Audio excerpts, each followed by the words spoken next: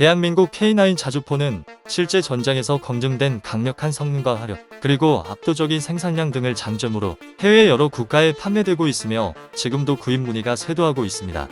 스톡홀름 국제평화연구소에 따르면 세계 자주포 수출 시장에서 대한민국 K9 자주포는 48%의 압도적인 시장 점유율로 1위를 기록하고 있습니다. 하지만 중국 자주포는 18년간 겨우 128문 밖에 수출되지 못했습니다.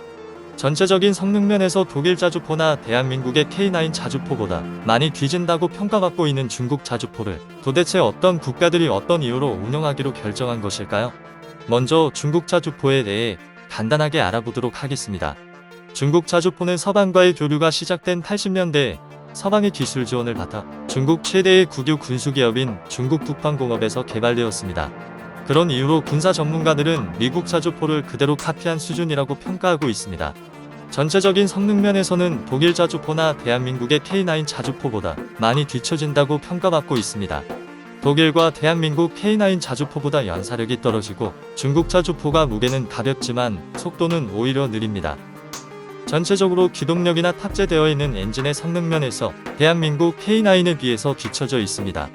이러한 이유 때문에 수출 시장에서는 홀대받고 있는 것으로 알려져 있습니다. 하지만 사우디아라비아, 쿠웨이트, 알제리아, 에티오피아, 파키스탄에서 중국 자주포가 운용되고 있는 것으로 알려져 있습니다. 이들 나라는 도대체 어떤 이유로 중국산 자주포를 도입하기로 결정한 것인지 알아보도록 하겠습니다. 첫 번째는 사우디아라비아입니다. 사우디아라비아의 군대는 터키, 이집트, 이란 등과 함께 오일머니의 힘으로 막대한 국방비를 사용하고 있습니다. 또한 서방의 최신 군사 장비를 위주로 운영되고 있어 전력면에서도 중동권에서 강한 군대를 보유하고 있습니다.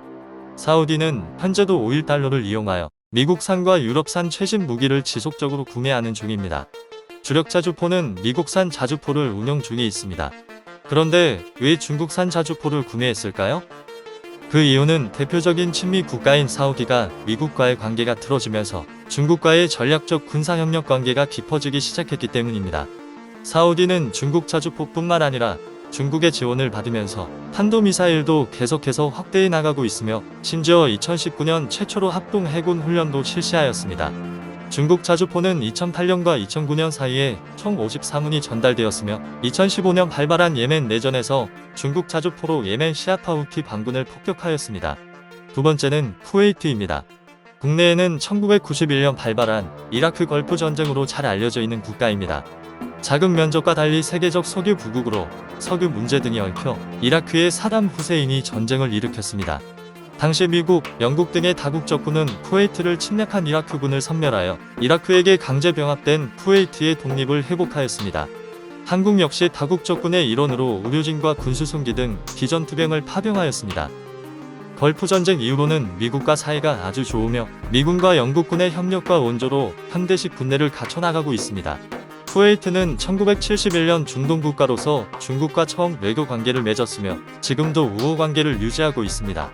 미국산 자주포를 주력으로 운용하고 있지만 걸프 전쟁 당시 표면적으로 쿠웨이트의 독립을 지지한 보답으로 2000년 초에 구매를 했다고 알려져 있습니다.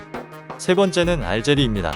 알제리는 아프리카 대륙 내에서 가장 땅이 넓은 나라이며 세계에서도 10번째로 영토가 넓은 나라입니다. 그러나 국토의 90%가량이 사하라 사막이기 때문에 사람이 거주할 수 있는 지역은 상당히 제한되어 있습니다. 하지만 그 사막 덕분에 석유와 천연가스, 망간 같은 자원 매장량이 엄청나며 아직도 개발되지 않은 철광석과 석탄 등 많은 자원이 매장되어 있습니다.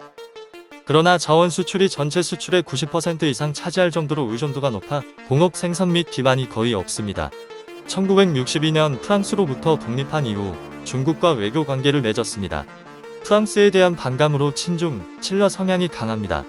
그러한 이유로 소련제 무기와 중국제 무기를 많이 사용하고 있고 중국 자주포 50문이 2014년 알제리군에 인도된 것으로 알려져 있습니다. 다음은 에티오피아입니다.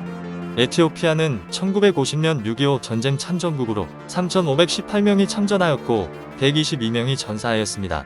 철원양구에서 미군 전선의 일부를 맡아 253전 253승의 엄청난 전적을 올렸으며 포로로 잡힌 적도 없고 동료의 시신을 전장에 두고 오는 일도 없었다고 합니다. 1974년 군부의 쿠데타로 공산 독재 정권이 들어서면서 다른 아프리카 국가들처럼 경제적으로 가난한 후진국이 되었습니다. 1974년 공산 독재 정권 이후 서방과의 관계는 단절되었고 소련으로부터 다양한 군사 장비를 지원받았으며 소련 붕괴 이후 중국으로부터 1999년 18문의 중국 자주포를 인도받았습니다. 마지막으로 대표적인 친중 노선의 국가 파키스탄입니다. 파키스탄의 주적은 인도입니다.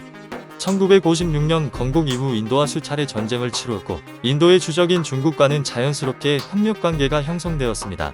2019년에 중국으로부터 차륜형 자주포를 236문을 도입 예정이라고 알려져 있지만 중국 자주포에 대해서는 수출 실적이 있는 것으로만 간단하게 알려져 있습니다. 지금까지 중국 자주포를 도입한 국가를 알아보았습니다. 시청해주셔서 감사합니다.